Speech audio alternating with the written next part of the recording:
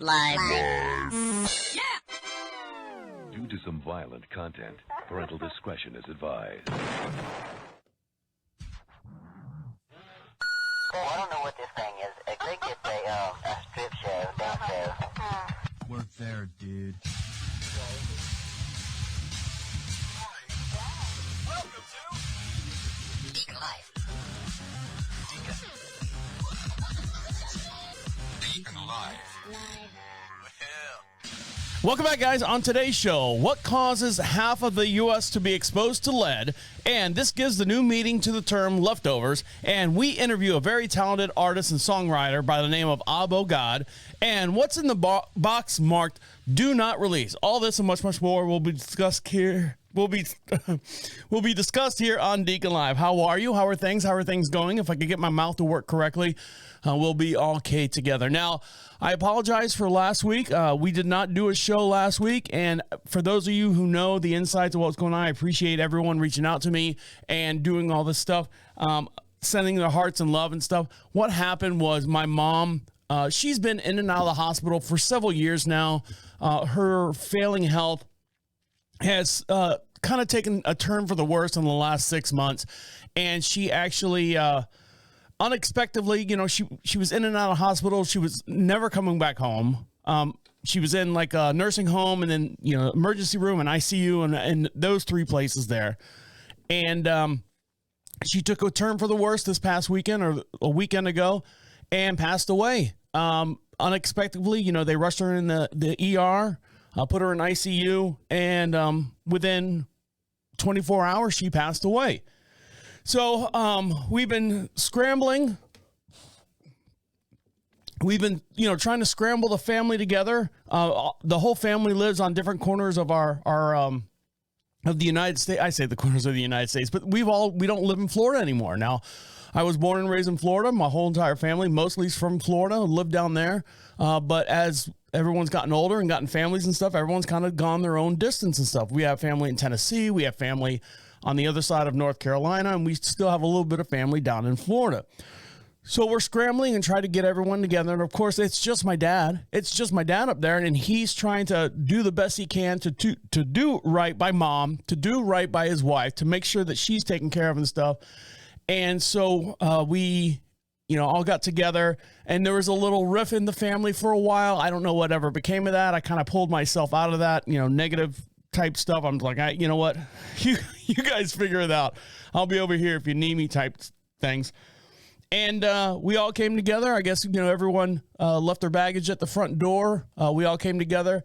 Nice conversation. Not a whole lot of tension, but there's family members I haven't seen since I was 18 years old.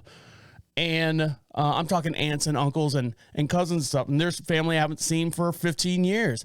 There's families I haven't seen or people I haven't seen in 8 years. Living out here.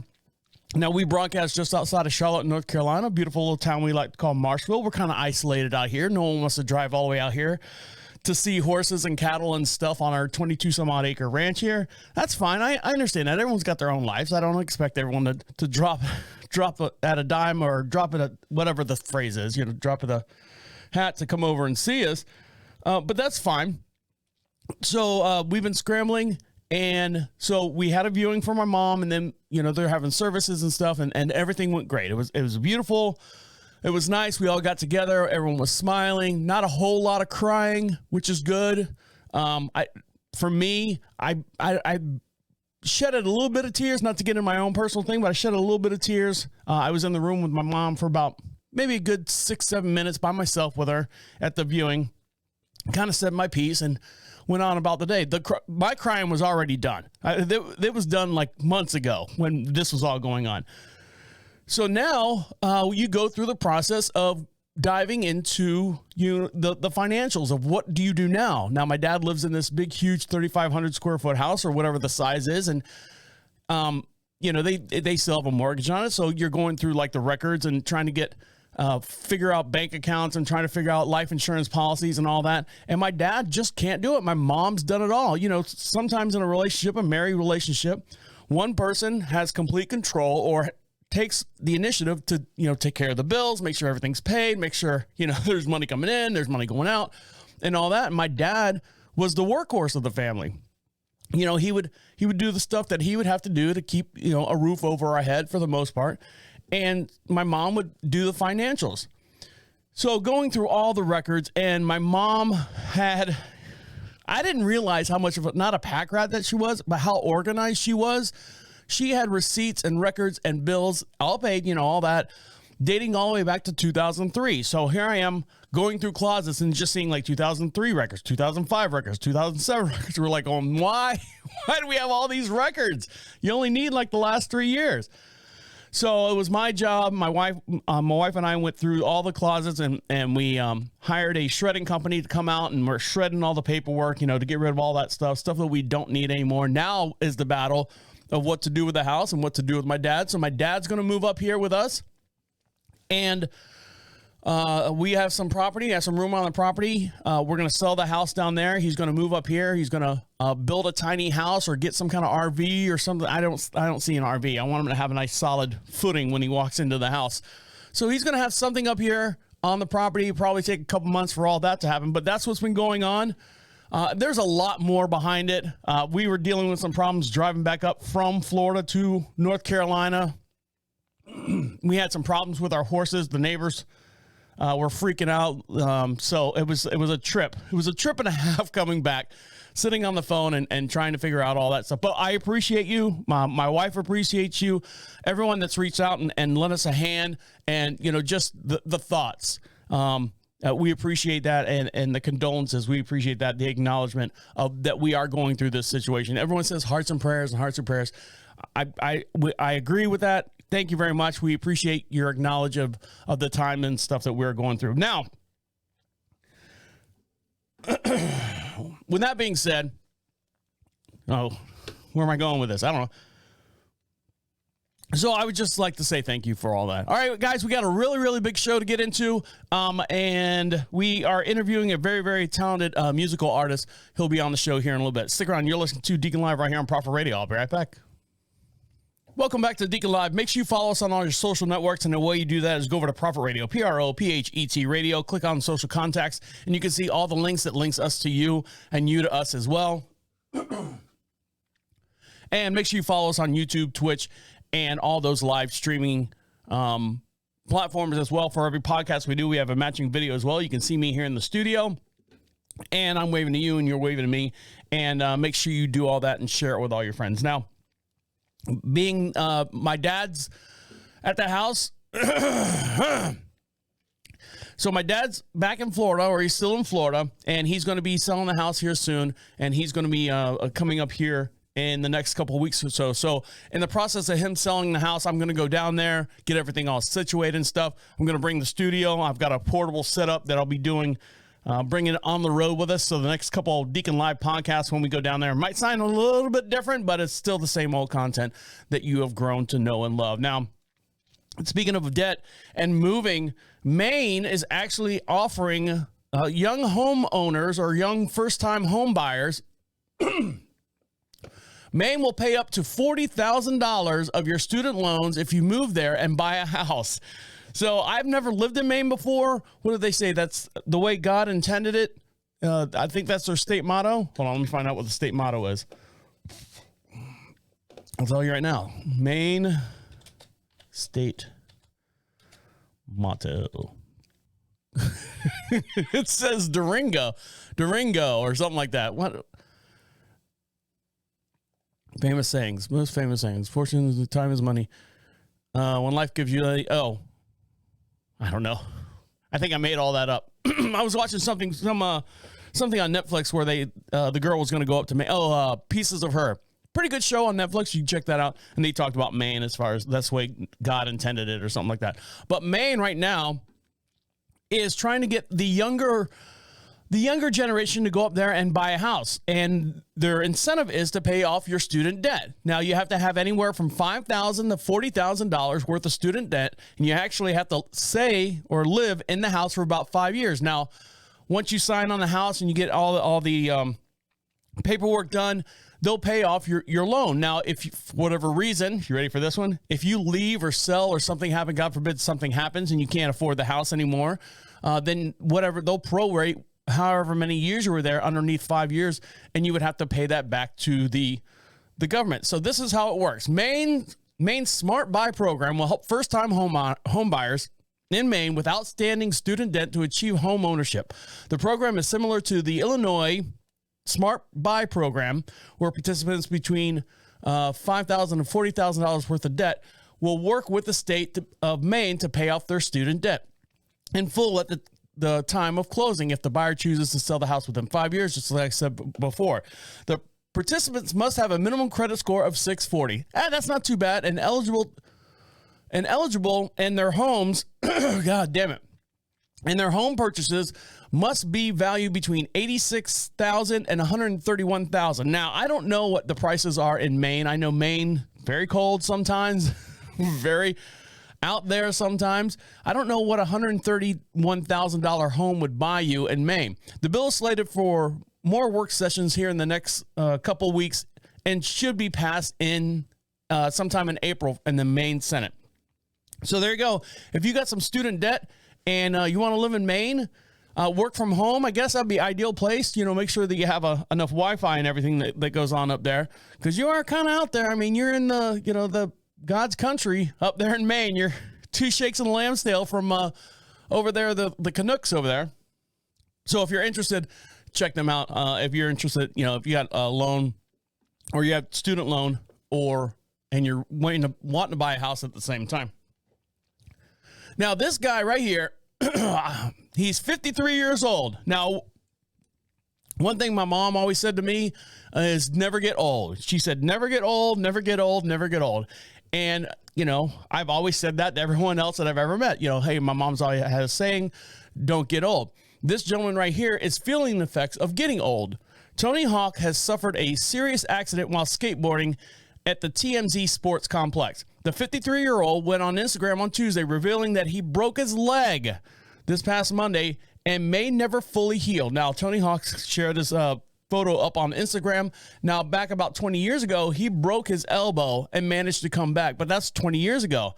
Now that he's 53 years old, he broke his main femur, and it's going to take over months and months and months of rehabilitation. Now, you're like going, I didn't know Tony Hawk still skateboarded. Yes, he still skateboards, but he actually retired in 2003. He went pro in 1982. He went pro and skated for the X Games, the Summer Games from 95 to 2003, which he actually retired. Now he just kind of does like a spokesperson. He does some voices and characters on Nickelodeon's, was it Casa Grandes or something like that for the kids? He does a couple voices on that. He's got a couple of kids of his own, and he's like, you know what? I'm going to skate as long as I can. And he's also part of a documentary, which this actually happened during the filming of the documentary, called Until the Wheels Fall Off. And it talks about Tony Hawk and his career and everything. So check that out. But yeah, he broke his leg. He's going to be tied up for a while. He's on crutches and a major bone breakage. Especially at that age, it's hard to recover and get full mobility. I don't see him skating any big half pipes or anything anymore. But that's what's happening with the recently retired Tony Hawk, a legend in his own mind, and a legend in the skating community as well.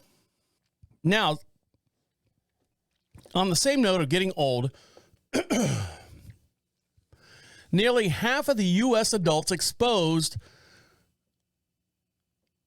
Hold on, let me rephrase that. Over 170 million U.S.-born people who are adults right now in 2015 were exposed to harmful levels of lead as children. Great. You thought we had a pandemic going on. Now we're exposed lead stuff. Researchers used blood lead levels, census, and leaded gasoline consumption data to examine how widespread early childhood lead exposure was in the country between the years of 1940 to 2015. On paperwork, it shows that the population in 2015 has been exposed to lead levels surprisingly 5 micrograms per deciliter. Big words. Deciliter. The Center for Disease Control and Prevention threshold is higher than the threshold that they allow. So the scientists of Florida State University and Duke University also found that 90% of children born in the U.S. between 1950 and 1981, that's me, had blood lead levels higher than the CDC threshold. Great. Go ahead and get some more blue juice in the water. And researchers have found a significant impact on cognitive development. On average, early childhood exposure to lead resulted in 2.6 point drop in the IQ. So they're saying that we're not as smart as the kids today. I beg to differ. I would beg to differ on that. The researchers only examined lead exposure caused by lead gasoline, the dominant form of the exposure from the 1940s to the late 1980s. Yeah, because you think about it, you always see unleaded gas, unleaded. Now it's got ethanol, which is, just corn. I think it's corn syrup of some sort, and it doesn't burn off as high. It calls it engines need to burn at a higher rate to burn the cornstarch off in the ethanol. And that's why your motors and stuff are getting all gunked up and stuff. It's like syrup going through there. So leaded gasoline for off-road vehicles was phased out starting in 1970 and then finally banned in 1996. So from 1970 and 1996, we still had leaded gas on the market, mostly for off-road vehicles. The study led that the findings were infuriating because it was long known that lead exposure was harmful based on the evidence that lead's health impacts throughout the history. One of the things, you ever seen like the Mad Hatter? Well, a lot of the hats that were made were using a lead form. And so overexposure of lead causes you to go crazy, hence the term the Mad Hatter. People will go crazy who are haberdashers creating hats for in the 1800s and stuff. That's where that came from. Childhood lead exposure is not just here and now. It's going to impact your lifelong health. Early childhood lead exposure is known to have impacts on cognitive development, probably why I can't read as well as I should, but also increases the risk for development of hypertension, heart disease, experts say. So who do we sue? Let's get something growing up here. Who am I going to call and say, hey man, I could have been somebody. If I didn't have enough lead exposure. 2.6% on the IQ level, huh? That's pretty low. I mean, that's a lot. Some people I know can't afford to give 0.5%.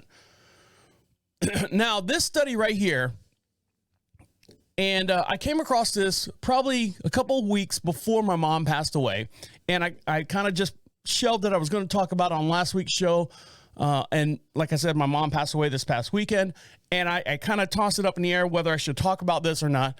After reading the article, I'm going to talk about it a little bit. It talks about death and it talks about the brain activity and everything like that. And I'm just gonna give my opinions on it. You guys are welcome to your opinions as well. And the way you do that is if you want to be part of the show, go over to Prophet Radio, PROPHET Radio. Click on Be Heard. There's a little blue bar at the very bottom of the page. Opens up a microphone. Send a message right to our inbox, and we'll play it either on this podcast if you get it in soon enough. If not, we'll play it on the very next podcast. And you can ask me any questions that you want on any of the podcasts that we've been doing in the past 7 years or so. Now, right here, a patient unexpectedly died during a study has given our first recording of a dying human brain.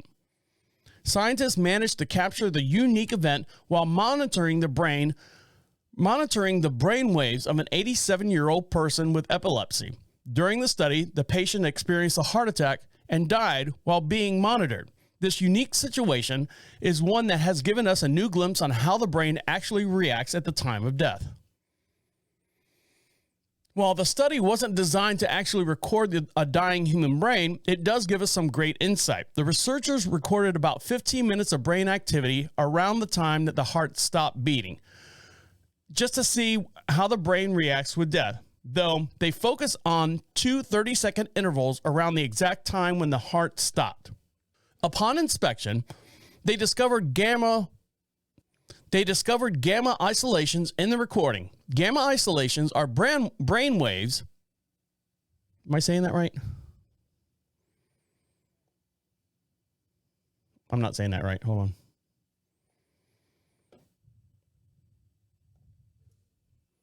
Turn that up. Oscillation. Oh, oscillation. Sorry. Start that over. Upon inspection, they discovered gamma oscillations in the recording. Gamma oscillations are brain waves that we associate with dreaming, memory retrieval, and meditation, such as the phrase, "my whole life passed before my eyes." Not to be far off from this. Based on what they saw in the recordings, the researchers said that the brain may actually be recalling important events in our lives as we're dying. The interesting concept is one many believe, for years anyways, has now sort of been proven a little bit more with these brainwaves. Now, they didn't plan on doing this, but they just happen to be talking to it or analyzing a epileptic patient, and actually the patient had a heart attack and captured all this. While exciting, the results still have studies. While exciting, the results of this study has brought about some additional questions. For example, it also raises important questions about regarding the time that organs have to be harvested. Organs have to be harvested for donation. Also, the challenges of finding when and understanding when life actually ends. The researchers show that the mind continues to work in dying human brains, and there's even when the blood has stopped flowing to it. This means it's capable of coordinating activities even after death. This isn't the first time we've seen waves in dying brain, though. We previously seen waves in dying rats. However, this is the first time we've actually seen a dying human brain, which is more intriguing. So just in case the study, for those out there that, hold on. It's taking me a minute to get through this. This is just a single case study, though. For any definite results, we would need to have access to a much larger pool of information. Even then, there are other factors to consider too.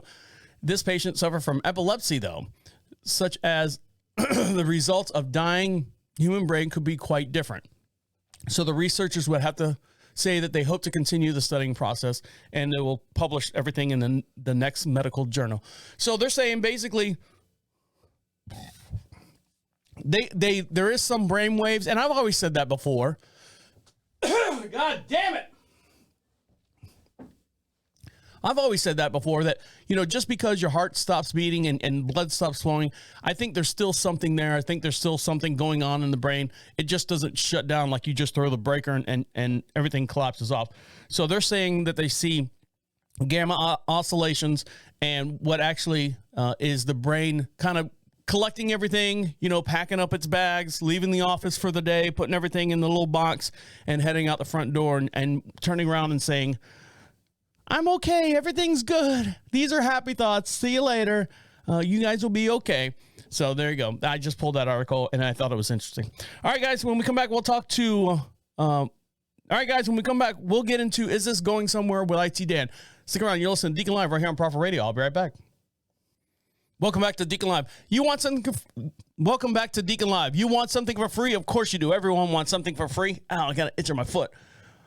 And the way you do that is go over to Prophet Radio, PROPHET Radio. Click on the free swag section. And while you're there, check out the other podcasts that I host. I host several different podcasts. I host a show called Equine Dynamics with Mike Stein, where we create sounder horses from the ground up. And I also conduct a another podcast called Bad Calls. And what it is I get back at the telemarketers. Every call on there is real. Every call is not safe for work, most of them. So you take it as your leisure. That's Equine Dynamics with Mike Stein, and also Bad Calls.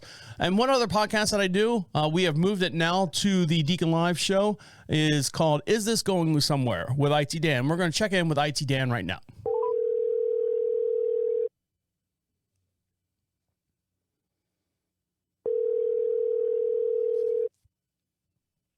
Hello, Travis. How are you? Hello, Dan. How are things?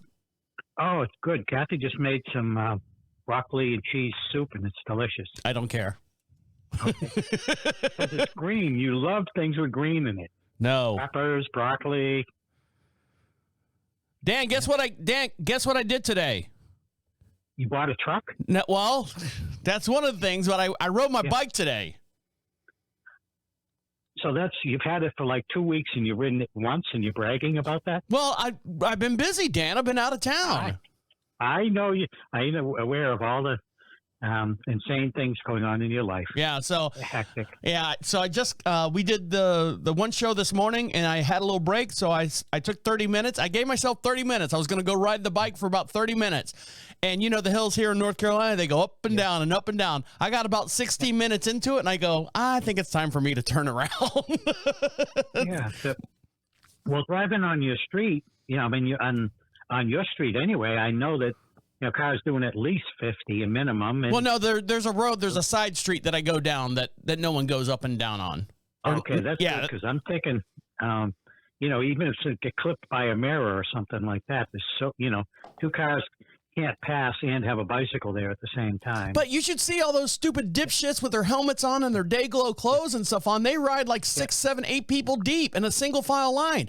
And they think they own the road. And that's what pisses me off the most. They think they own the road. Hey, we're bicycling. We're bikers. We belong on this road, brah. Get the fuck out of the way. I'll run you over. Yeah. But they do. You've seen them. They ride in packs. Yeah. My friend rides a bike for exercise. He's got a rack on his car. He puts the bike on the rack. And he probably drives a half an hour. And they had this railroad track line that they since paved over and made into a bicycle path. You know what, Dan? We have those in Florida. You know what that whole project was called? It was called Rails to Trails. And what they were doing is they were taking old abandoned railroad lines, like your friend was probably riding on, and they said, you know what, we'll just pave them and make them trails for people to ride their bikes and walk on and stuff. But you don't want to drive an hour to get to one either for exercise. But if you got a quiet road. Oh, that's good. Now, do you have you wear the spandex pants or any of those things? I wear cutoff jean shorts, a tank top, like a wife beater tank top, a sun visor, like if you were golfing, and headphones that cover my ears completely, and sunglasses.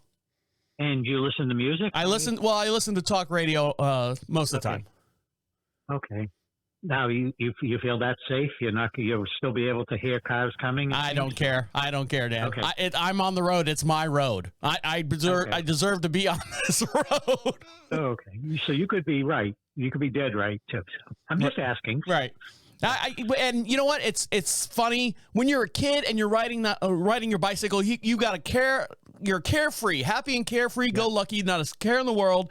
If you fall over, you fall over. You get back up. You put the kickstand down, and you take off again, or you put the kickstand up and you take off again. Now I got down some of these hills. I was going at a good clip, Dan, and I'm not a small guy, and so you get that inertia, that weight, and everything behind the bicycle and gravity and all that. I was hauling ass. I was like, if I fell right now, I'd be done. I'd be nothing but covered in scabs and bruises, and it'd probably take me 4 months to recoup from a stupid bike fall. Yeah, I've had some falls with, and a couple times, and a lot of road rash and scrapes and stuff. Never broke anything, knock on wood. But I was technically scared. I mean, not technically, theoretically, literally, whatever word you want to insert there. I was scared for my life going down some of these hills. And it's not a big, percentage downgrade or anything like that. It's maybe 5%, maybe 7%. But you come down at the bottom of that hill. I mean, I couldn't pedal fast enough to keep up with the friction of the pedals. I even put it on. I've got 21 gears, so I'm trying to shift between all the gears just so I can actually maintain the same speed with my bike, and I couldn't do it. But you think you may, as you learn it and get better, you'll be able to? I'm hoping, Dan. But, of course, at the bottom of the hill, what's at the bottom of the hill? You have to go up the hill. And now I'm switching. You have to get back up. Now I'm shifting gears, and my pedals are cranking around, probably, 45 RPMs rolling around, and I'm going like maybe half a mile per hour going up the hill. But was it difficulty? I mean, was it a lot of, when you're stepping on the hill, was it easy going up the hill, but you just weren't going far? Or? It was a challenge, Dan. It was an absolute challenge. So I did about 16 minutes round trip, and I parked the bike in the garage, and I got myself a tall glass of water, and I was like, Amy goes, You back already? I thought you were going to do 30 minutes. I said, I tried to do 30 minutes, but I didn't want to get, half hour out and then not be able to make it back home. Oh, yes. Yeah. You'd be out there and have to call her up. And she has to, you're not putting this in my car. Exactly. I'm putting it in Nissan's. Right. So, but that's good. That's good exercise. I've been using a recumbent bike, and I started out 5 minutes was absolutely killing me. And now I can get up to 8 or 9 minutes or so. So it is helping some. But my left knee is not in great shape. I have a compound brace I keep on it all the time. And does it have does it have copper in it or magnets? Isn't that supposed to be good for you? Those copper magnet braces? No, they have different things. This is just a compression one to keep it in place. But if I put it on one of the harder levels, my knee really bothers my knee. So I'm trying to get my cardiovascular going without ruining my knee. So I still have it on setting number 1. Did you have like a football injury or something like that, or is this just accumulation over the years? So you asked me about the truck. Yes, Dan. Today I officially put down the deposit on the truck. Just now, like a half hour before I called you. And that cost more than my first house. No, the deposit was only 30. It was $1,000. No, my first house was $41,000. Well, I just put down. The truck itself. Yeah, the truck itself cost more than your first house. The truck cost more than my first house. My first house was, I think, it was $54,000. I put $10,000 on that when I bought my first house. But that was 19. Oh my God, $54,000! How am I ever going to pay that? That's a big lot of money. Now you just look at it and chuckle. So. Yeah, I bought that in '95, and you know what? It's funny when you get your what's the note that you get saying you can look for houses in this price range? Your pre-approved letter, and they said, we'll give you. At the time, I was 20 years old. And I was working for Home Depot, and they said, you're approved for up to $80,000. And that's a lot of money. You're 20 years old, $80,000 in 1995. You're like going, shit, that's a freaking mansion. But then you're thinking to yourself, well, how much is that payment? And that payment was probably close to $900 a month. There's no way I could afford $900 a month at the time. So what I did in my brain of thought said, you know what, let me just look for houses around $40,000, $50,000. Found a nice home for $54,000, nice modest home, $54,000, just outside of downtown Orlando. And I said, you know what, worst case scenario, if I ever lost my job at Home Depot, I can go right across the street to McDonald's, work for, at the time, minimum wage was, I think, $4.50 an hour, work for them for $4.50 an hour and still make the mortgage payment, worst case scenario. And it never came down to it, but still. No. It's a careful way to do it. So right. When we went to Vermont, we bought our land. We bought 45 acres for $53,000. We had that paid off. We had money towards building our house. We had the house. I went in with the house plans, and told them how much money we had in the bank. And this is Lindenville Savings Bank. This is 1990, and we went in with the plans, showed them what we had. And told him I want to take a loan out. And the guy says, okay, hang on a minute. I'll be back in a minute. I thought he was going in to get some forms. He took your money and left. He just came back out about 10 minutes later, and he goes, here, you have a line of credit for $200,000. He goes, just when you need money, just come in and we'll tell us and we'll write you a check out. Yeah. And they were notorious for doing that because they didn't care if you had the money or not, because they said, this is 45 acres of land. I'll give the guy all the money he wants. And if he fails or can't pay it, the land is ours. Claim it. Yeah. And they've stopped doing that. It's called, I think, predatory lending.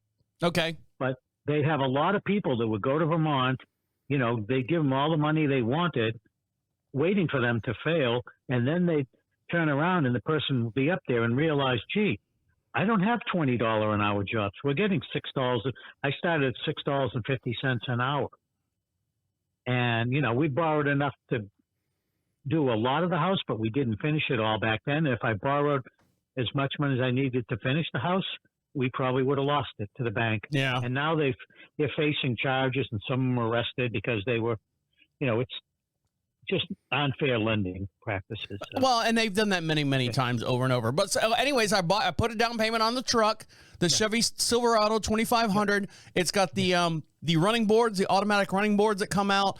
He said the only thing with all the chips and everything that they were having problems with as far as making the car, he's like, or the truck. He's like, he's looking over the form. He's like going, or the specs on the truck, and he goes, yeah, everything looks good. You got the running boards that come out, you got the technical package, and he goes, oh, you know what? He's like, one thing I do see, and I'm seeing it in cars now coming in that they're making, is the heated seats. He goes, they'll put the heated seat mechanism in there, but they don't have the chips to talk to each other to activate the heated seats.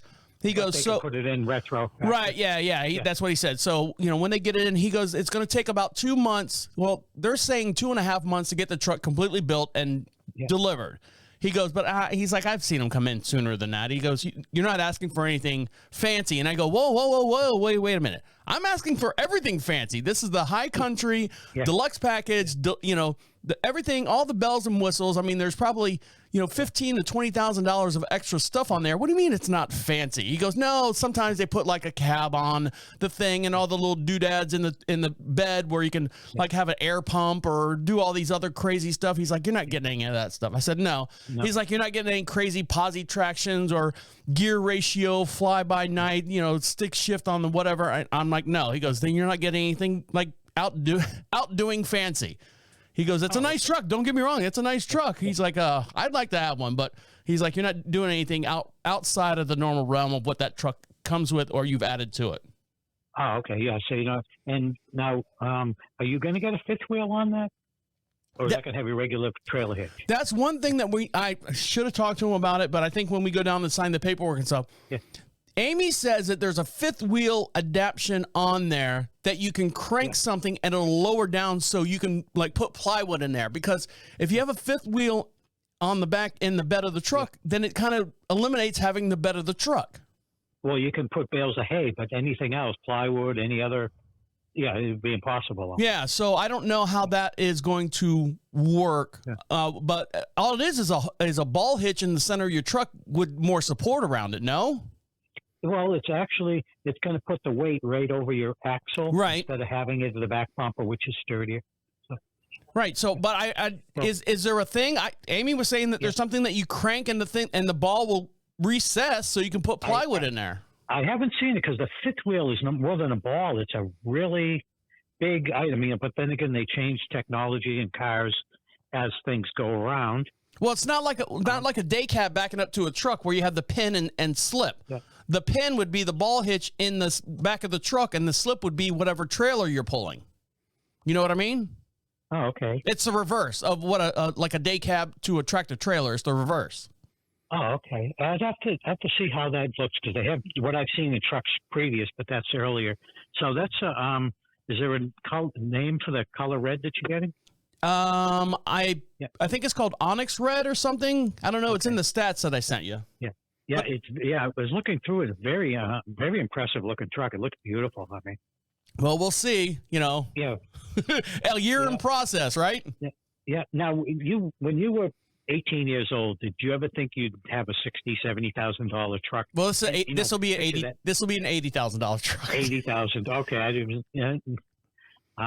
Did you ever think that, someday I'll have one, and you go, well, I'd have to be a millionaire to get something like that? Well, Dan, believe it or not, I have always thought, I've always been really, really smart with my money. And at the age of, I think it was 26 or 25 years old, I ordered a Chevy Silverado and got exactly the way I wanted it. And I think at the time that was $45,000. And I didn't pay cash for it, but my payment on that was, I think, $500 a month. So it's not the fact that would I ever know that I was going to have a, $80,000 or $100,000 vehicle. I'm very frugal with my money and I'm smart with my money. So I always know it's nothing for me. Now I'm not bragging or anything. Some people, I know guys that'll buy, $1,200 old Jeep Cherokees, run them into the ground, and once it's, won't change the oil, won't do anything. Once the car dies, takes another $1,200 and buys another vehicle and drives that one right into the ground. Like recycling trucks, or disposable trucks. or vehicles or whatever.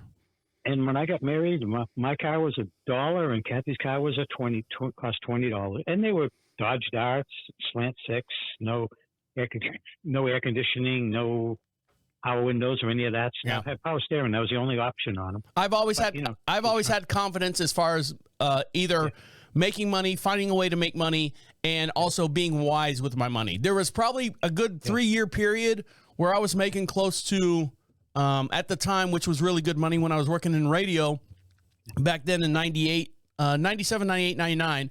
You know, I was bringing home about $75,000 a year, and that's good money for what I was doing. Yeah. And I sat down.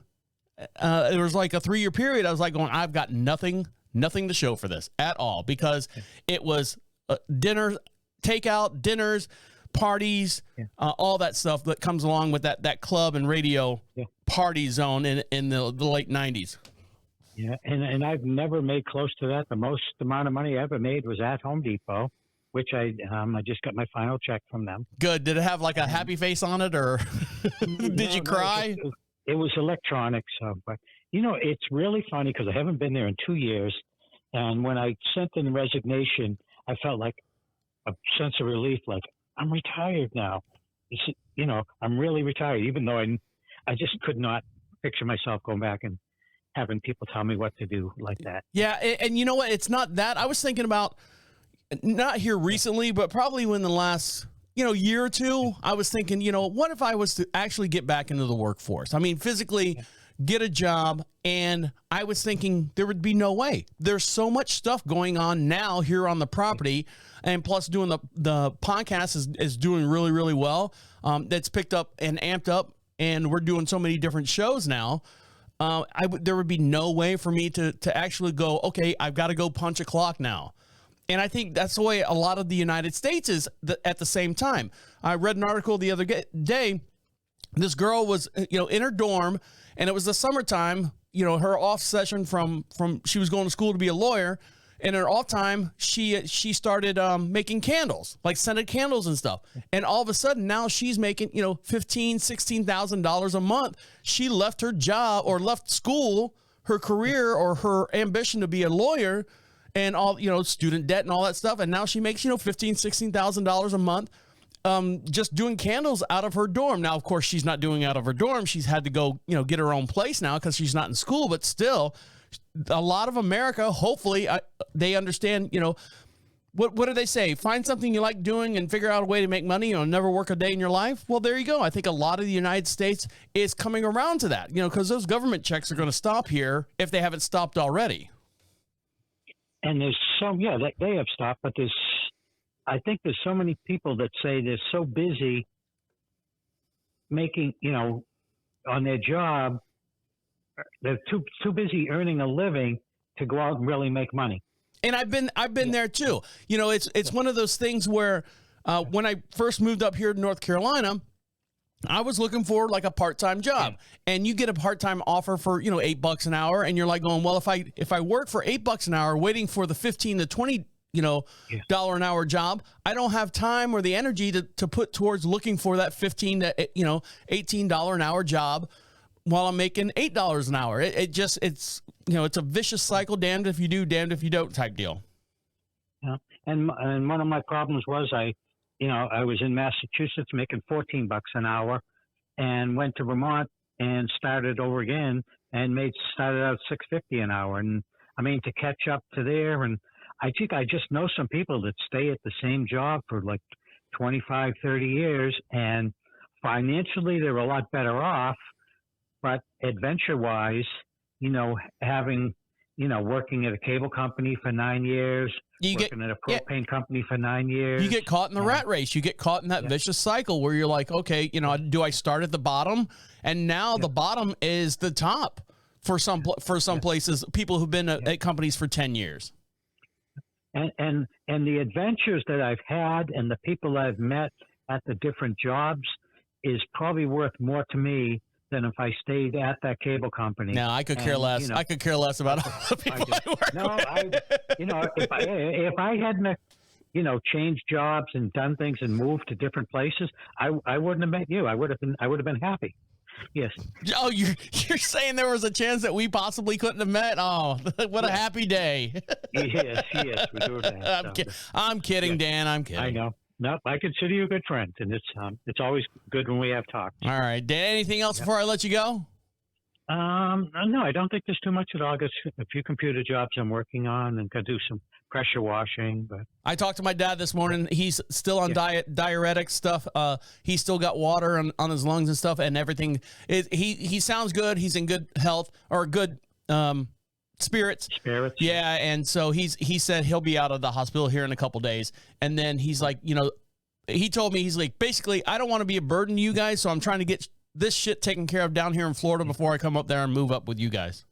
Okay, well, that's good that you've got him. And I think you going down there, very well could have saved his life. Not to make it too serious, but it could have, you know what I mean? Right. If you hadn't gone down there when you did, you don't know. Yep, you don't know. All right, Dan, I'll talk to you later. Tell Kathy I said hi. Okay, I'll catch you later. All right, bye. Bye now.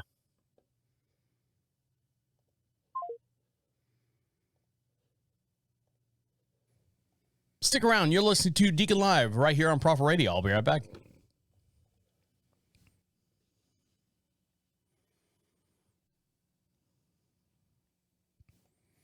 Welcome back to Deacon Live.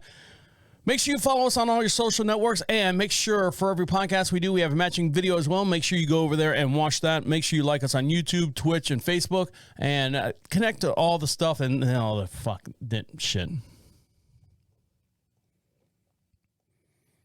Welcome back to Deacon Live. Again, I'd like to thank everyone for reaching out to us here with the passing of my mom and everything. So we appreciate that. Oh, I'm not going to say that now.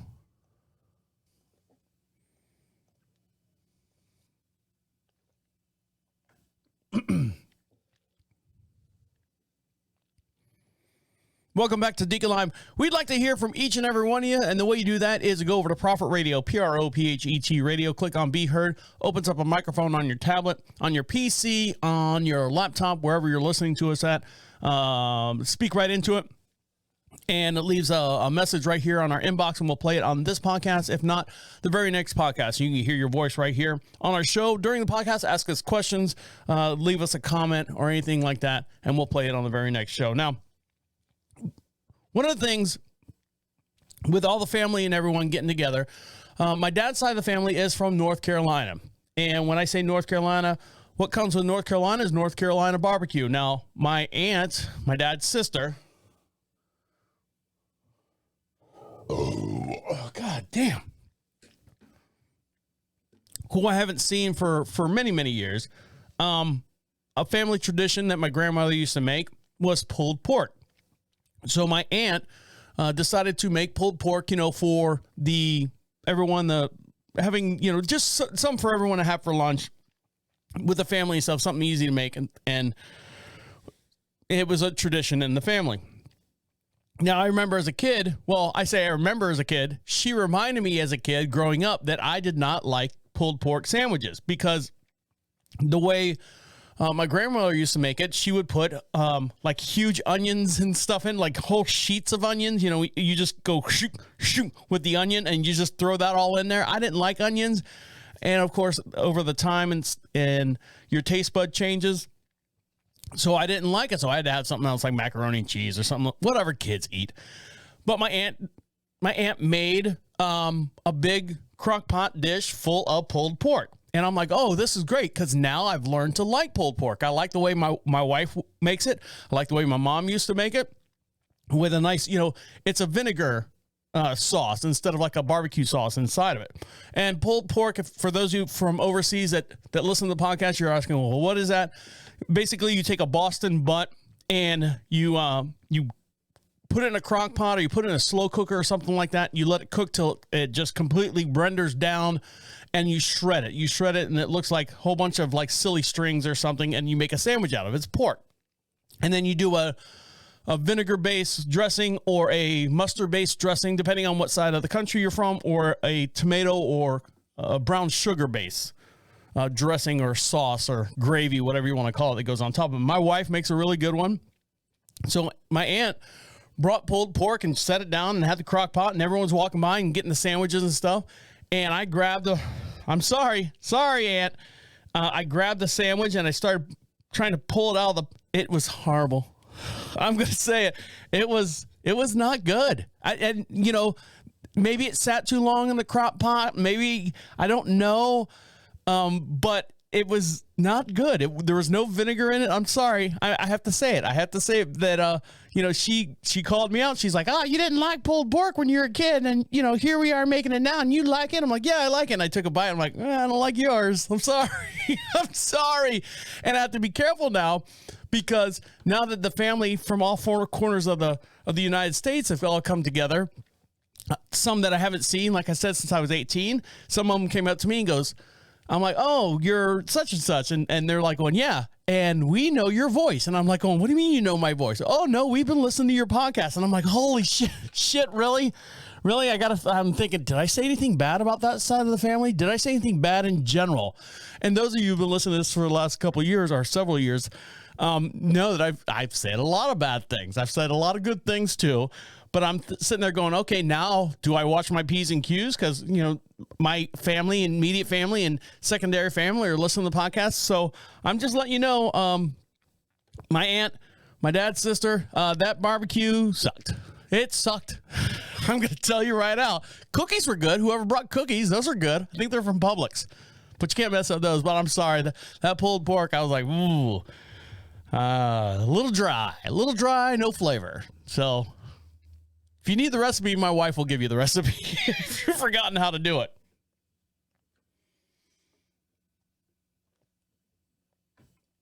But it was all done with good intentions.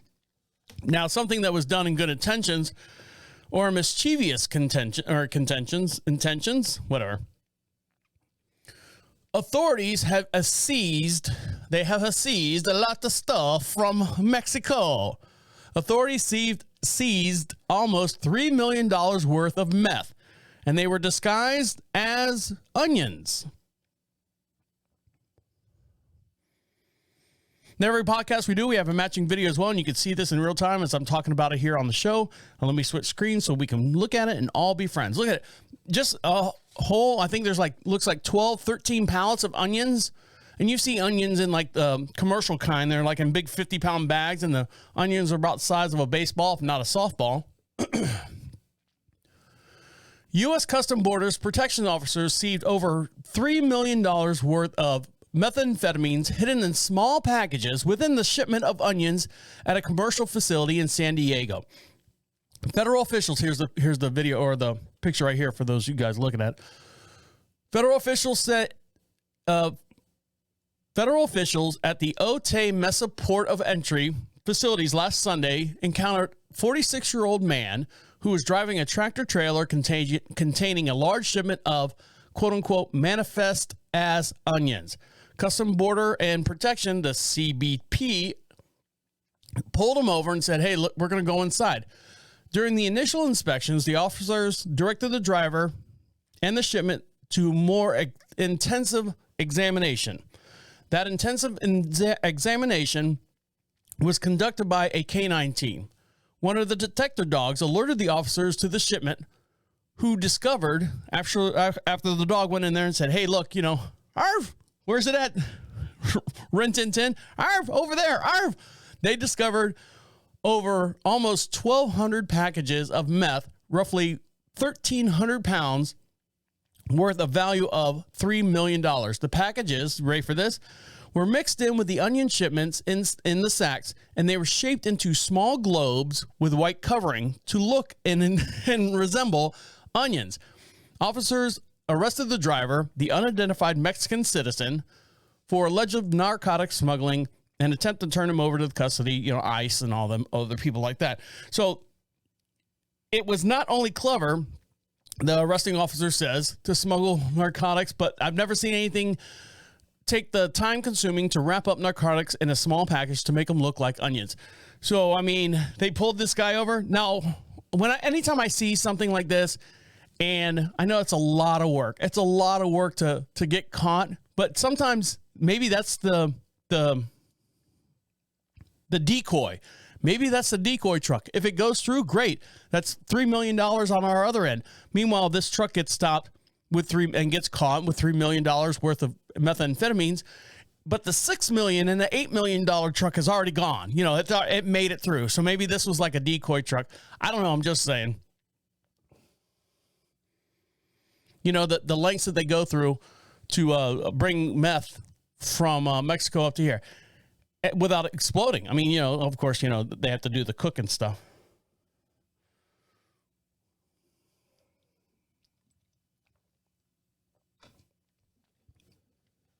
Now, for all you little kiddies out there or anyone with weak stomachs, please fast forward about 3 minutes.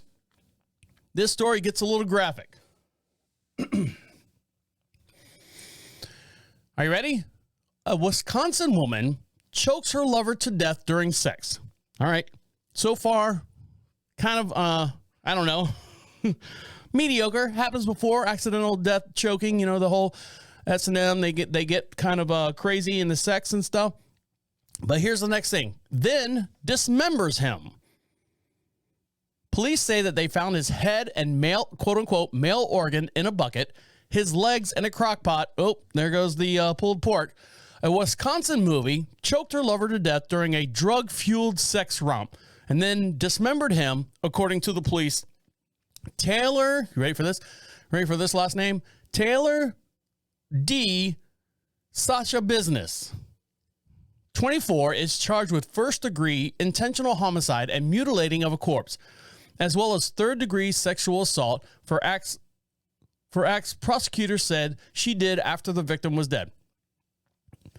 In the early hours of Wednesday, February 23rd, police in Green Bay were contacted by a woman who said that she found her 25-year-old son's severed head in a bucket. Oh, Jesus. According to the criminal complaint in this article, when the officers arrived, they found a bucket containing a quote-unquote male organ.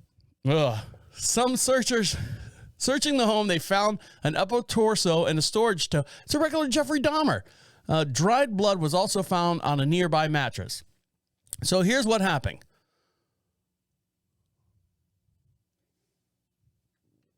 The mother told that she was woken up by a sound of a slamming door between 2 and 3 a.m. and assumed that it was someone leaving. But when she got up to check at the middle of the night and left downstairs, she made a gruesome discovery. The officers told Shabusiness may have been the last person to see him alive. When they went to her home, they said her clothes were covered in dry blood. Searching the minivan, they found a crock pot containing additional human parts. It goes, no one's cooking in crock pots for next week or so. Including legs. All right, now, hold on. So, additional human parts, including legs. Now, let's break this down physically. So, a crock pot is about the size, you could put a football in, like an American football, for people overseas, not a soccer ball, like a football. You could put a football in a crock pot and put the lid on, and the football will stay in there, right? So, this says it had human parts and legs. How tall was the guy? How do they know it was legs? Because if you're going to, not to get too gruesome, when you dismember someone, you know, knee bone connected to the ankle bone. I mean, that's a section there. And hip bone connected to the knee bone. That's a section there. How are you getting that into a crock pot? According to the complaint, she told investigators that she had spent the day with the victim smoking meth. Meth onions. Get you every time. Arriving at his mother's home, they started having sex and incorporated chains as well. Authorities said that she blacked out at some stage and just went crazy and started strangling him with the chain. Him face down on top of her, on top of him. So I guess she was like behind him, both of them face down. Anyways, she insisted that she didn't mean to kill him, but she enjoyed choking him, so she started to continue. She said he started coughing up blood and noticed that he was turning purple. But since she was already, quote unquote, this far, she kept going, according to the complaint. She reportedly asked detectives if they knew what it was like to love someone so much that, well, I don't want to say that. Shabusiness.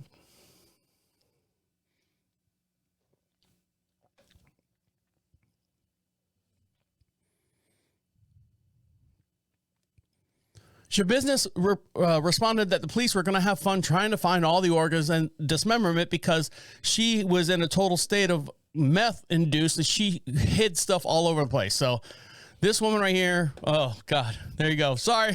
All right, bring all the kitties back around the radio. We're gonna get into some other stuff here, light and fluffy. I swear it's gonna be light and fluffy. When we come back, we're gonna interview a talented artist and songwriter. His name is AboGod, and we'll talk to him here in just one sec. You're listening to Deacon Live right here on Prophet Radio. I'll be right back.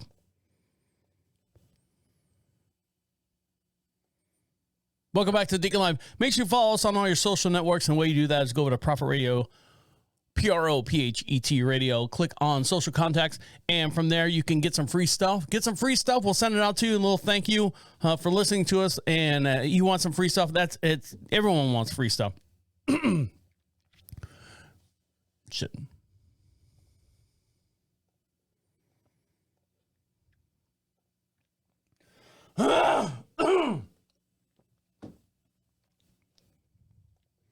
Welcome back to Deacon Live. You want some free stuff? Of course you do. Everyone wants some free stuff, and we would like to say thank you for listening to us and making us part of your daily, weekly activities and stuff.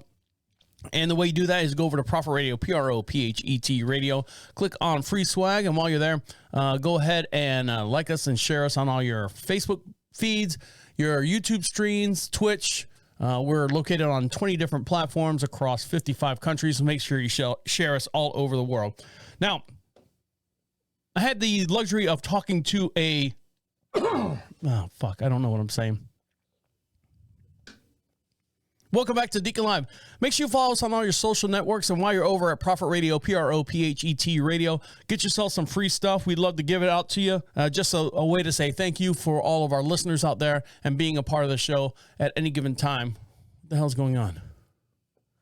It looks weird. Hold on. I gotta stop.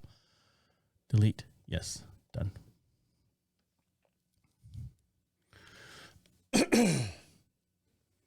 Welcome back to Deacon Live. We appreciate each and every one of you for listening to us, downloading us, and to show our appreciation, go over to Prophet Radio, PROPHET Radio. Click on the free swag section, fill out the little form there. Believe me, I'm not going to do anything with your email address. I've got enough shit going on here. I just want to send you out some stuff. We have some magnets, some buttons and stuff. Just fill that out, and I'll get it to my inbox, and we'll send all that out to you. People overseas, we do one shipment every month, so it might take a little bit longer to get to you. So be patient, but we appreciate you guys overseas as well. Now, I had the luxury and the opportunity to talk to a very, very talented artist by the name of AboGod. On the phone with us right now, we have a talented artist and songwriter who deals with spiritual and music in the new age related things. His goal is to show people divinity in the subject of fun and entertaining way. He speaks over 6 languages. On the phone with us right now, we have AboGod. AboGod, how are you? I'm doing wonderful. I'm great. It's great to hear from you, man. Great to hear. Now, thanks for joining us on the show here. Where are you located at? I'm located in Nashville, Tennessee. Okay, so we're based out of Charlotte, North Carolina, so you're kind of getting the same weather that we are right now. We're floating around 53 degrees, and my toes are feeling it here in the studio. Are you in a warm place? Yeah, I'm pretty warm. Outside is chilly. I can't do the cold. I'll be honest. I'll be 100%. I hate the cold. I want it to be warm. I want that spring weather. Yeah, and hopefully it'll be here in the next couple of weeks. I don't know what that groundhog's talking about, but I hope we get some warmness here in the next couple of weeks. Now, I have a question for you. AboGod is your name. Now, is that your actual God-given name, or is this your stage name, and how did you come to get that name? Well, AboGod is actually my stage name, and there's actually a couple of reasons why I chose AboGod. Because one, Aboriginal, which means black, and of course God, like God the Creator, the God of Father, the God of the universe. That's the main reason. Like originally it was AboGod with a lowercase g, but I was like, that's a kind of a misrepresentation of what I was trying to go for. I didn't want to be called myself Black God, so I said that's my name, Aboriginal, because I'm black. Abo. I totally get it. Abo. I totally get it. It totally makes sense. And then the second reason was Olorun Abo in Nigeria, which is the god of protection. And I'm like, my energy is so bright and vibrant, and I want everyone to be happy. I consider myself the protector of other people's happiness. I want people to be happy. I want everybody to be happy. I just want to just exhilarate everyone and just make everyone just feel happy. I have a big smile on my face just talking to you right now. Now, Thank you. I appreciate it. Now, what got you into the music game, and is it a family thing, or this you decided one day, you know, this is my calling, this is what I want to do, and explain how you got into this. Well, to be honest with you, God had basically said, like, I'm sending you out on a mission. You have to basically find a way to spread my word of divinity to people, like people saying that God was inside themselves, like. And I had to figure out a way to do that. And I said the best way for a modern writer to spread their message is through music. And I was already starting to, you know, really like music. Like, I always loved music. But it was once I got into, like, once I turned 18, I started to realize that I just love music so much because it didn't matter where music came from. I just loved it. And I loved the messages that people would give around the world, like the different types of music. And I just said, hey, I can definitely do it. I know I can do this. Like, why shouldn't I? This sounds fun. Like, like I'm gonna be happy doing this. Like, there was just so many things. Plus, music is one of the few platforms where you could truly show what you know. Like, there are ways, but in a more fun way, not like a scholarly way. Like, you know, we can be scholarly, we can have those type of conversations. We can talk about, you know, ancient history, American history, and all that stuff. We can do that, but how about we do it in a way where people can understand it and absorb it? That's really what I got into it, honestly. Now, you have two songs that are playing on the show. One is called Chosen, and the other one is called Truth and Delight. Now, both production values. Now, do you do all your own producing? Because those songs are really, you know, what do the kids say, tight? Yeah, tight. Yes, I did, but I had some help. I had some help doing it. I had increased like the bass and stuff like that, but I had some help creating. I had some help. Now, why are you into the whole spirituality? Now, I understand, you know, you want to make everyone happy, and that's such a good message to have, especially in times that we're dealing with right now, not only here on our homeland, but across the nation and across the world. People are, you know, there's wars going on, and happiness couldn't be spread a little bit more. I think it needs to be spread a little bit more. So why are you all into the spirituality of your music? I really like it. So explain how that helps you. Well, one, for us as men and women, like for us all as humans to just understand what it means to be happy, you have to understand where that comes from. It comes from a spiritual basis. Everything comes from the understanding of spirituality. When you understand that if you radiate high, you can produce higher vibrations, which is things like happiness. But when you radiate lower vibrations, you just radiate sadness. The reason, well, to make it the answer shorter, basically the reason why I got into spirituality is just because I was always connected to it. I always felt connected to God, and I wanted to show people how God works through you too.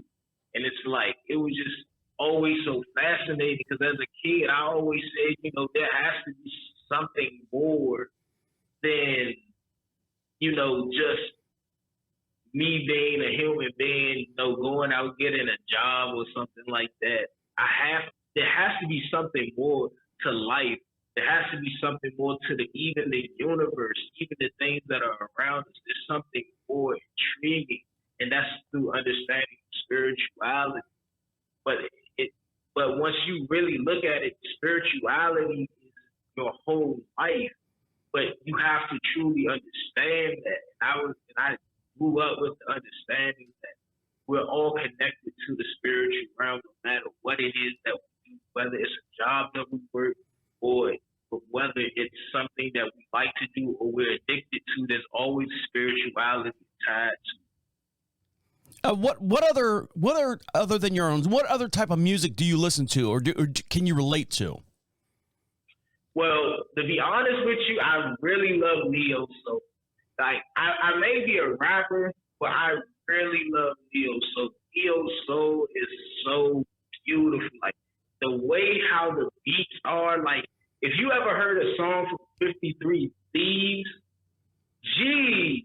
It's just beautiful. It's just beautiful. Like it just hits the soul so hard. Like literally in the name neo soul. I love neo soul, but I do listen to artists like Juice WRLD, XXXTentacion, Trippie Redd. I listen to artists like that. Now, speaking of beats, in your music, you have very different variations of beats. Why do you drastically use different beats in your songs? The reason why I use drastically different beats in my songs because I'm just versatile. I feel like I can rap on any beat and I can alter my voice to where I can match the tone of the beat. That's the reason why, honestly, I change the beat from time to time. Like, I just like every beat. It's just music. Like, even if you gave me an African beat or a French beat, you know, I could rap on it too because I just have a great understanding of like music. Now you speak 6 different languages? Come on. I have trouble with one. What all languages do you speak? Yes, so the languages that I speak, I mean, of course, English, I'm talking to you right now. Right. Japanese. Do you really? Spanish. Yes, I really do speak Japanese. Wow. I even can freestyle in Japanese. I actually, even on YouTube, have some freestyles and actually a song done in Japanese. I can do it very, very fluent. So you speak Spanish, Japanese, English, of course. What are the other 3? Hebrew, Italian, and Yoruba, which is an African language. Now you say Hebrew. Do you have a Jewish, or do you believe in Judea and all that stuff? Yes, I consider myself an Israelite. Okay, and so you know the Torah and all that stuff that you can read from that. Yes, sir. I know. I've read the Bible front and back. I've read many spiritual scriptures. Like there's nothing that I have not read or looked into because I've always been studying religion. Like I studied Jainism, Islam, Buddhism.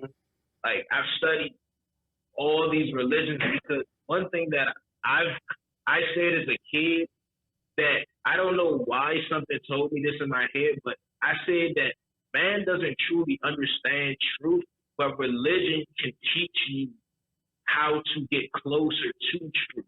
I don't know why I said that as a kid, but now that I'm saying it right now, I actually understand what I mean by that. That's a very, very powerful statement.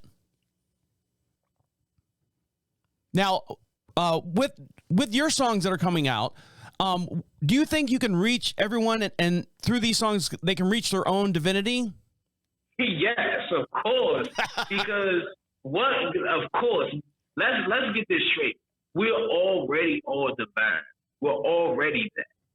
But you have to see that within inside of yourself. If you do not see it within inside of yourself, then no, you won't be divine. But the thing is, you have to believe with it the inside of yourself. It can't be a facade. It has to be you. It has to be truly what you are inside and out. You have to see it in a way that you can look at reality and you can see everything as a part of some purpose. Because everything is a part of spirituality. We're talking to a very talented artist and songwriter, AboGod, who's got a couple songs out that we're playing here on the station called Chosen. The other one's called Truth and Delight. What's one of your favorite songs that you listen to? Man, I love all my songs, but of course you do. But if I had to choose, I would definitely have to say Chosen. I would definitely have to say Chosen. I really like that song. It's got a really, really deep underlining tone to the whole entire song. There's no hook, there's no chorus, but you can sit there and you can feel the rhythm of that song and how it just kind of floats in there, man, and it finds it. It finds whatever's deep down inside of you and it touches it. It's a really, really good, mellow, deep type song, and I can feel that song when I listen to it. Thank you. I appreciate it. Now, what other talents do you have? Well, of course, like you said, I can speak different languages, but also I'm able to play the guitar, and also I can play a bit of the piano. I'm still getting used to it, but I'm trying to learn the piano. I'm gonna get it though. I can't do it super fast. But I can definitely tell you where I can definitely hit some chords. Definitely hit some chords, hit some keys. Yeah, all I can play, I think, is like Mary Had a Little Lamb. That's the only one I can play on the piano. So, AboGod, is there anything else you have an album that you're gonna plug? Are you playing anywhere live? Is there any kind of social medias and stuff you want to plug?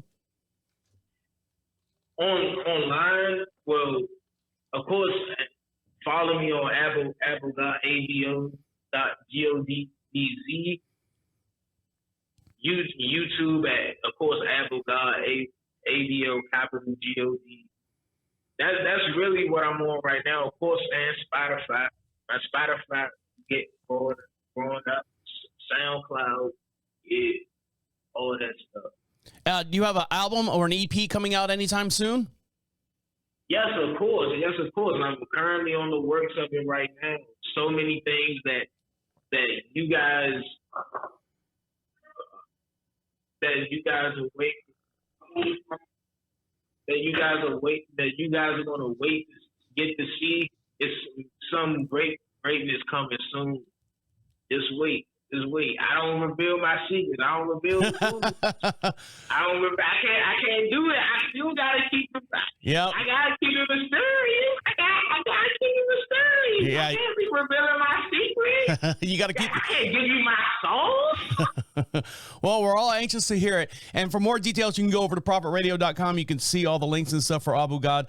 You can find him on YouTube, Spotify. He's got an Instagram out there as well. And anything else before we let you go? Man, I just want to say to everybody, thank you so much for listening to the future and the current greatness. Thank you for listening to this, because y'all going to remember this and see this. But I also want to say one thing. Sure. All of you are divine. All of you are divine. Always remember that God is watching over you. God is with you. No matter what you're going through, no matter what hard times you're going through, you will be all right because God is with you. And also, I am with you. Keep your heads up. Very powerful message. That's AboGod. You can find him out. Very talented artist and songwriter over on YouTube, Spotify, and his Instagram. Thank you very much. Stick around, guys. We'll be right back.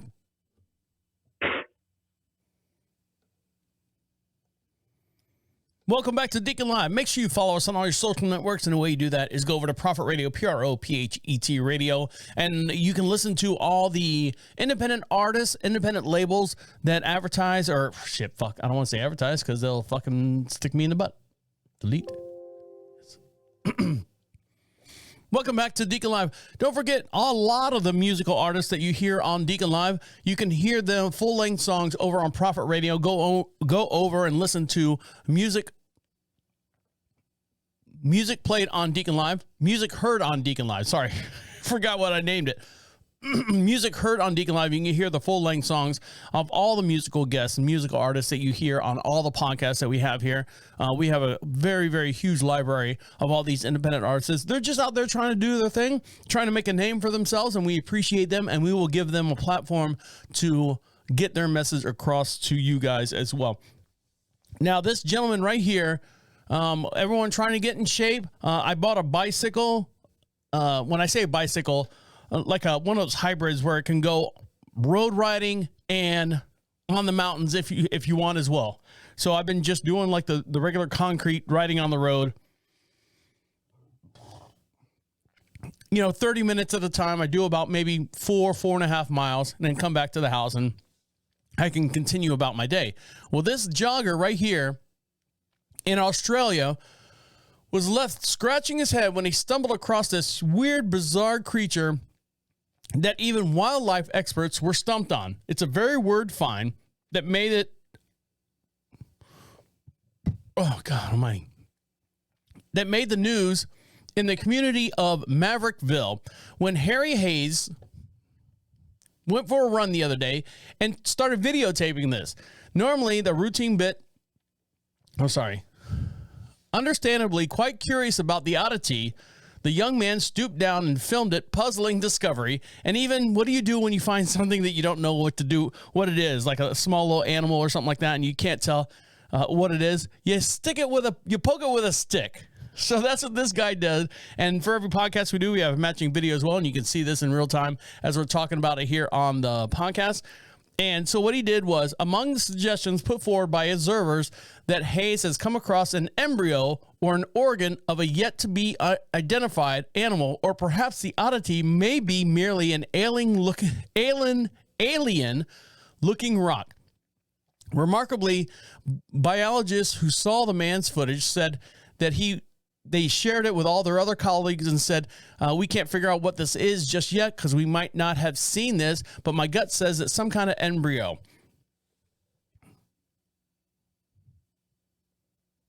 So maybe that's the first side of it. So if you want to see what this thing is, to me, it looks like the embryo of going to be a squid, because it's got I'm going to play the video here so you guys can see it. I'll blow this up big time. So here he is. It's been raining and raining and raining in Australia.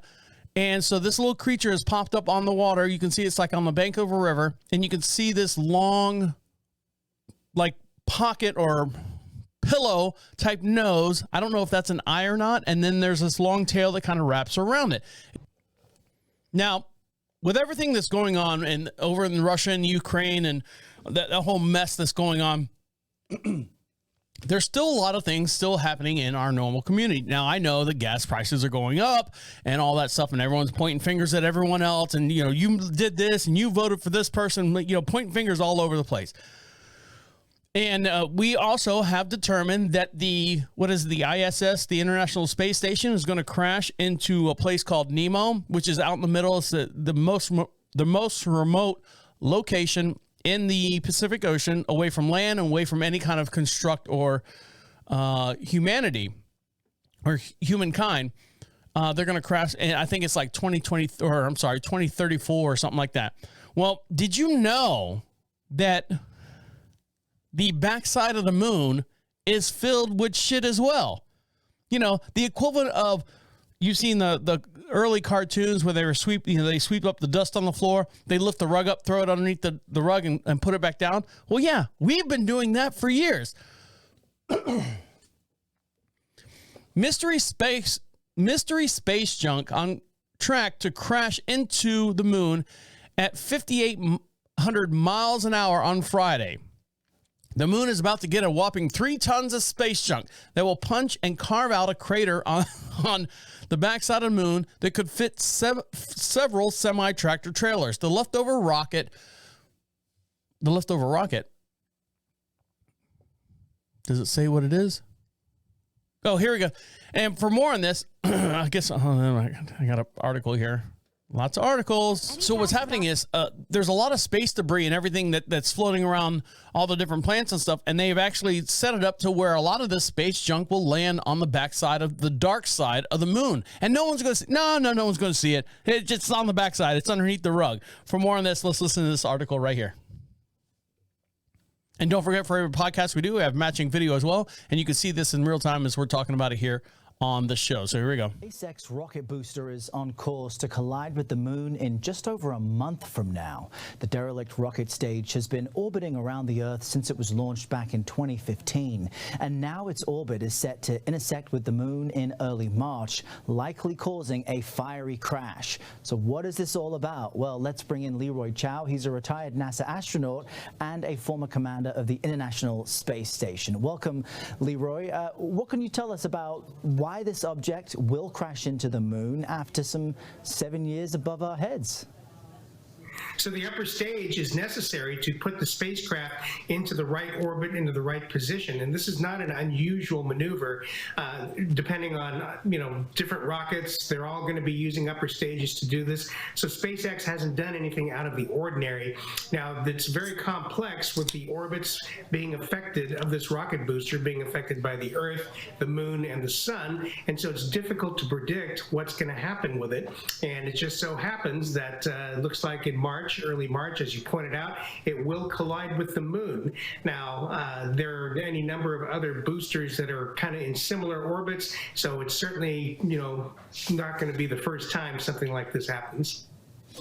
Will this have any impact on the moon beyond creating another crater? All of this is, based on estimations. Is there any probability that this thing crashes on something we've left up there before? Yeah, it's going to bounce around like a friggin' pinball. It's going to be impacting the far side of the moon. So the only artificial spacecraft that we have up there, the Earth has up there, China has a rover that is operating on the far Yeah, they're not hiding. They're not driving around on the dark side. Pretty small. So I would say that it's going to be something that's, we're not even going to be we're not going to be able to observe it unless the Mars, the Lunar Reconnaissance Orbiter is able to get a picture of the crash site.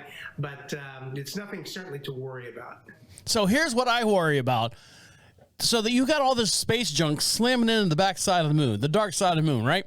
So here, all right, all you executives out there in movie land, write this down. So we get stranded on the moon for whatever reason, or we're trying to leave Earth because of whatever's happening.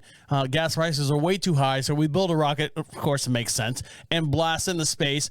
And for whatever reason, we're trying to get to Mars. That's our new thing. But for whatever reason, we have to, things happen, figure out something, a Furby or something got in the motor and fouled everything up, and we have to land on the moon. So we land on the moon, and we know that there's nothing really there. But now we realize that we have all the space junk on the dark side of the moon that we need, that we can use to repair the ship so we can continue on our space flight to Mars. Boom! $1 million idea. Put Chris Helmsworth as the Furby. Put all the Marvel characters. I don't know. Fill out the cast and send it to me. Who would you like to see in that movie? And we can call it something crazy.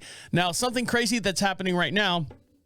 Switch back to camera one so you can all see me. Oh, don't you dare. Don't you dare. Go back. So something right now, speaking of crazy ideas, is a company right now wants to start dropping human organs from outer space. Now, hold on a minute. Bear with me.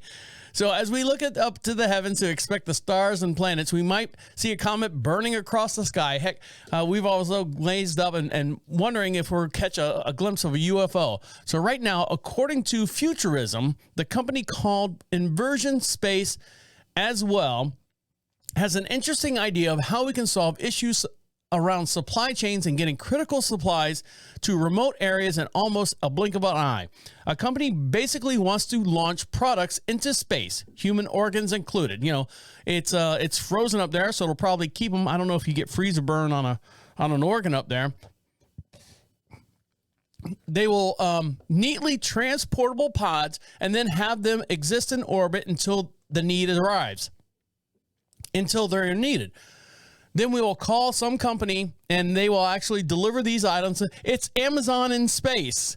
So what they're trying to do is they have a wide focus right now on what kind of supplies that will be delivered.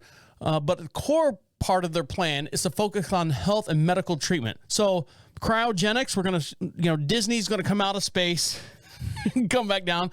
All these human bodies, put them in space, let them sit there in these pods instead of taking up room here on the planet. I know there's movies and stuff out there where they have all the bodies that are frozen cryogenically, $500,000 they paid, or if not millions, to have all these people froze. They can just put them in pods and have them just float around the space and stuff until they're ready for them, and then bring them back in one at a time. Come on in. This plan from Inversion Space is to build an ideal capsule to launch in orbit sometimes around 2025. So they're doing this right now. They're getting ready to put all these things up in space, like space storage unit, like self-storage. You got some luggage and stuff from someone's house. You're moving and stuff. You can't get all the furniture in there. Put it in a pod, set it up in space, and then you can bring it down whenever you're ready. Put it in a pod.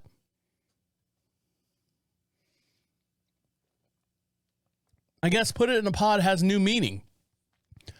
So that's what they're doing up in space. They're getting ready to. It's a lower level orbit, so it's not going to interfere with everyone. But you get enough shit up there. You got to, flight plans are going to change as far as like SpaceX launching shit up. Maybe they'll have them all clustered together. Okay, you have DLC 149 area, and that has to go around the Earth, and it's big, 10 mile by 10 mile square foot, and that's where all the pods sit, and that rotates around the planet. Who knows? Space, what do they say? It's the final frontier, and we're slowly getting into that. So all these ideas sound crazy now, but maybe in 100 years' time, if not the next 50 years' time, might not be so. All right, guys, when we come back, we got one more segment. All right, guys, when we come back, we got one more segment to get into, and we'll let you get back to what you got to do. Stick around. You're listening to Deacon Live right here on Prophet Radio. I'll be right back. Welcome back to Deacon Live.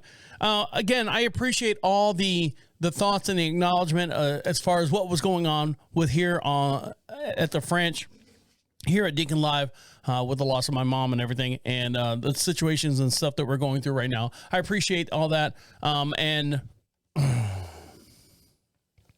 welcome back to Deacon Live.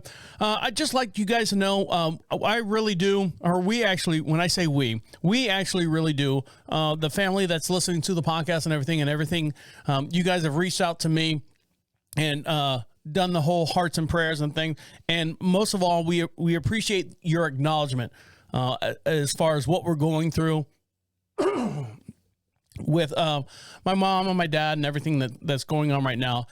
So I want you guys to understand that I do recognize you, and we thank you. The whole entire Deacon Live family thanks you as well. All right, now, guys. Now, I have to now, I'm getting older in age, so I have to make sure that I'm taking care of myself as well. Now, for a while, there was a product on the market that I was taking religiously, and I loved doing it. It was called Hydroxycut, but it had ephedrine in it, or amphetamine in it. And they figured out that some knucklehead overdosed on a baseball field for the Oakland A's and had a heart condition and had a heart failure or something like that. And he recovered and everything. So they took it off the market. Nope, we got to take it off the market. FDA says, no, it's not good for you. But meanwhile, they got Monster drinks and all this other stuff that's going out there. They're fine with that. So I used to take that a lot, and it helped me with my workout. It opens up, for those of you who don't know what I can't even say it, ephedrine or ephedra, what it was for anyone who had asthma. They realized that opening up the bronchial tubes and everything actually created more oxygen in your blood flow, and it also created this high, this feeling that you could, like, speed. All right, I'm just gonna put it blatant. It was trucker speed, is what it was, and I used to take it for a while, and then they pulled it off the market. Thank you very much, there, baseball players, Major League Baseball.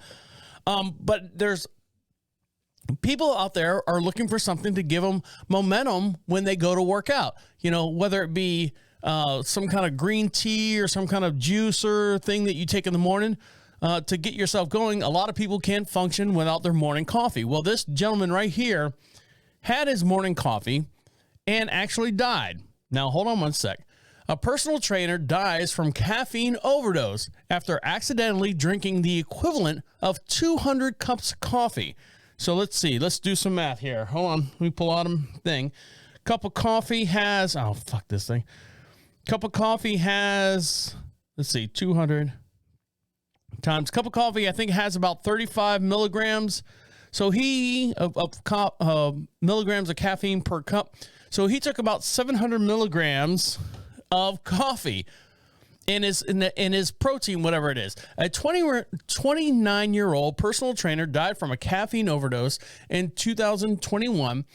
And now they're just settling the dispute right now. A personal trainer died from an overdose. He accidentally ingested a powder with caffeine levels equivalent to over 200 cups of coffee. Tom Mansfield, 29, bought a 100-gram bag of 3-ounce bag. Bought a 100-gram bag of caffeine powder from Blackburn Distribution, a British sports supply or supplement company. Excuse me. Fix this for you.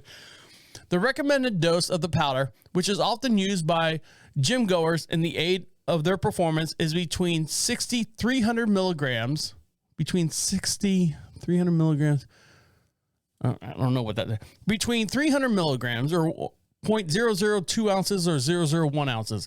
But Mansfield decided digital scale started weighing at 2 grams. So basically, he was good with working out, not good with math. The father of two from Culloway Bay, Wales, miscalculated his measurement scoop on up to 5 grams if the powder he ingested during that day. So what happened was there was a movie many years ago with Aaron Eckhart. It says, "Thank you for not smoking," and he was a lawyer or a spokesperson for the tobacco company, and they kidnapped him and put him in a van, and they slapped all these nicotine packs on him, and he had a nicotine overdose. So this is kind of what he did. He actually misread the label and figured out that big jock musclehead messed up and did the math wrong and took over 200 cups of coffee, and his heart was probably friggin' racing, boom, boom, boom, boom, boom, boom. Friggin', I feel so good. I can hear my hair growing. I can feel my skin moving.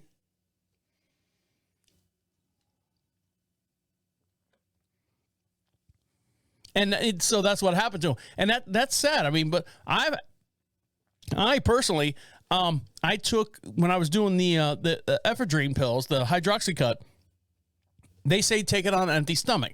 So I would sit there. At the time, I had a hard time swallowing pills. It's a hard pill to swallow.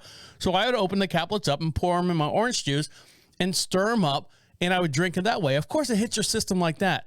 Well, if you don't eat or anything, your brain, it hits your system automatically.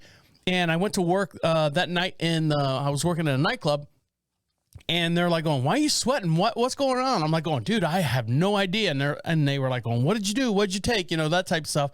And I told them, like, "You need to eat something." I said, "Okay." So some guy went down to the store and actually got me like a Wendy's chicken sandwich or something. Ate that. As soon as I ate it, man, I leveled out, man. But it's not a good feeling. I can't imagine 200 cups of coffee. Now, this gentleman right here should have had 200 cups of coffee before he started his job. A JetBlue pilot was removed from his cockpit and registered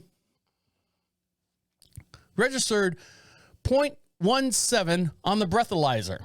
So he was drunk. A JetBlue pilot was removed from his cockpit in Fort Lauderdale. Hold on. Text message. So a JetBlue pilot was removed from his cockpit from a Fort Lauderdale bound flight by the police in Buffalo Niagara International Airport in New York on Wednesday afternoon. His blood alcohol level registered 0.17, more than 4 times the Federal Aviation Administration limit of 0.04. Now, here's where I have the problem. Why is there any 0.04? Don't you want your pilot to be 0.000? Now, I don't know if there's mouthwash involved, if there's any kind of residual, if there's any kind of medication that you take that would give you a high reading, even without any kind of alcohol ingesting.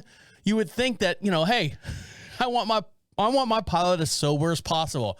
The pilot was passing through airport security when transportation TSA officer noticed that he was acting drunk, quote unquote, acting, probably grabbing girls' asses and stuff. We're going to Fort Lauderdale. Let's go, honey.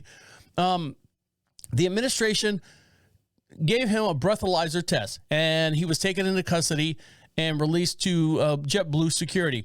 The pilot, identified as James Clifton, 52 years old, of Orlando, he was just trying to go home, just trying to get back home, going to Fort Lauderdale and stuff. JetBlue flight 2465 was scheduled to depart from Buffalo to Fort Lauderdale at 6:15 a.m. So he was out partying the night before. Had a little bit more going on. I got plenty of time to get my flight, but was delayed more than 4 hours until they could figure out who to put back on the plane for another. They should have just let him sober up and then let him go, right? That's what I would have done. Now, this company right here is getting in the vodka game. Now, do you remember let me backtrack a little bit. So now we have Russia invading the Ukraine. And believe me, don't get too political here. I just want to show you how what's going on in the mainstream news kind of affects the little stuff that affects us on a daily basis. So you've heard of the brand Stoli, or if you say like vodka, Stoli. Stoli is the name of the company. That's the vodka I want from Russia. Well, the Russian vodka it's called like Stoli Cappuccino or not Cappuccino, Caparella or something like that. The actual name. They're changing it, trying to distance themselves as much from Russia as much as possible, because that's not. Before I start spewing lies, Stoli vodka.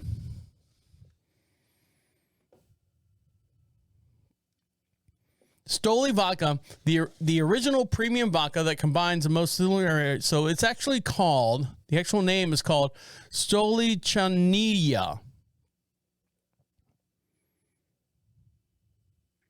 But it's a Russian brand vodka from the former Soviet Union. And most of it is made in Luxembourg, which is just outside of the area. So they don't want to, they're trying to distance themselves from Russia as much, or Putin and the war that's going on over there as well. Now, one company that's getting into the vodka game you would never think would get into this game is Old Bay. Yes, the seasoning for crab and shrimp and fish and all that stuff. They're getting into Old Bay. Now, a couple years ago, they got into the hot sauce game. So listen to the timeline here. So you got the Old Bay seasoning, right? They came out with an Old Bay hot sauce, which I have found that is really, really good on fish products or any kind of things of that nature. I tried putting it in my chili or on top of my chili. It just doesn't match up. There's something about Old Bay that just says it needs to be on some kind of fish, shrimp, crabs, or something like that. So now they're getting into the vodka, Old Bay flavored vodka. Now think about that. So you have the Old Bay seasoning, you have the Old Bay hot sauce, and you have Old Bay vodka. You put those three together, what do you get?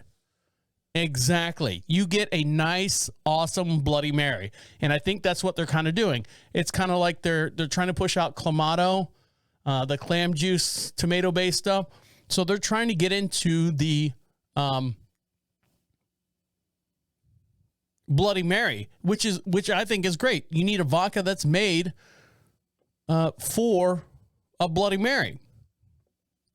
The liquor, let's see, hold on. The vodka is made at the McClintock.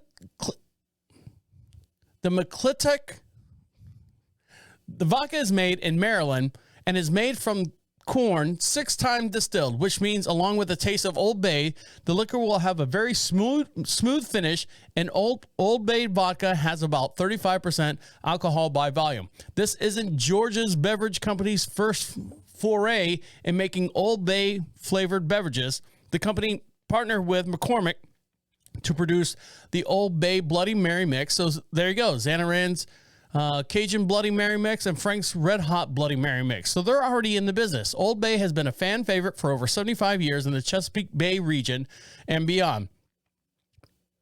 Only fans of our loyal, passionate are loyal and passionate when it comes to all things Old Bay. So Old Bay is now they're kind of counting on that, and hopefully that everyone will buy the Old Bay vodka. They're going to have to spruce up that label a little bit. It's still the traditional red lime Old Bay and what was that? Classic Sands font, blue, and then yellow down below. They're going to need to spice that, spice it up a little bit to get that to sell a little bit more, make it a little bit more appealing as you look at it. Now, one company that's getting back on the water during this whole pandemic is the whole cruise line industry. And they're having all these cruises. They're letting people, get off not wearing masks anymore. Ships are sailing seas. I mean, it's a huge, huge industry in itself. And even then, many years ago, they were actually trying to spruce up the boats. At one time, the basic boats just had like a couple pools and a jacuzzi. Then a couple pools and a jacuzzi, and then a basketball court. And then add a basketball court, and then some kind of shuffleboard. And then from shuffleboard, they had water slides. And then the water slides got big. And then some cruise liners actually have a small go-kart track on the main deck. What do they call it? The Lido deck? And then the water slides are just getting out of control. Now, for this couple right here, they were riding a water slide in a tube. It's one of those tube things. I can't do water slides. I don't do well in water anyways. I feel claustrophobic in those stupid things. But this tube on this cruise liner actually has a part of the section where it's clear. The tube's clear, and it kind of, so when you're sliding down, you can see out into out in the ocean and stuff. But this one tube hangs out over the side of the ship, probably a good 10 feet. Now, unfortunately, this person right here wasn't heavy enough to go down the tube and up the tube and then back down again, and got stuck in the tube hanging over the water, hanging over the sea as this cruise liner's cruising down to its port. So if you want to see this video for every podcast we do, we have matching video as well. And the way you see that is go over to prophetradio.com, click on DeaconLive and for every podcast. There I am. Hi, how are you? And here's the video is what actually happened. So here we go. I'm going to turn this up a little bit. It's a TikTok video, so of course there's something behind it. When the looping slide fails. So it looks like you stand on the top of this platform and you drop straight down into this tube, and it's supposed to bring you around. So here we go.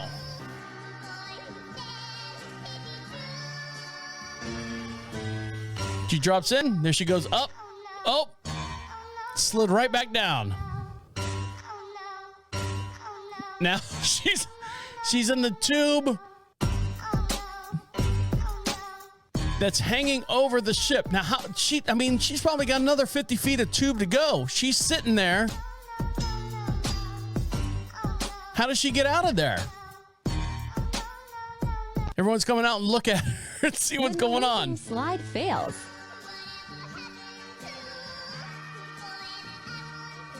So the tube goes up, twists around. Here she goes. She goes down, up, around. Oh, now she slides back down. She didn't have no momentum. And now she's stuck hanging over the edge of the boat in this tube. Fuck no. Fuck no. I'm out of there. Nope, I'm out of there. Pull this thing over. Slow it down. Someone come get me. I'm not walking through these tubes. Come get me. All right, guys. I'd like to thank each and every one of you for reaching out to me. Everything is heartfelt. We appreciate your acknowledgement as far as everything that was going on with my family and everything. I appreciate your patience. I know sometimes people freak out and they're like, where's the podcast? Where's the podcast? Well, now you guys know exactly what was going on this side of the microphone.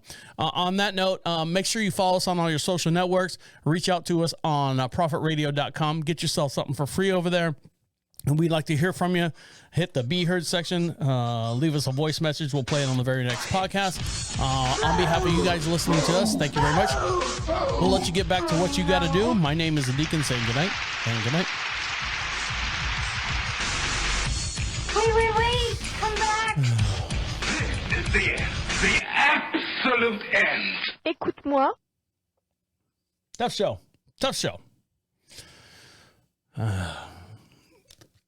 Now that the family's listening, that's the only problem. You guys think? Take care.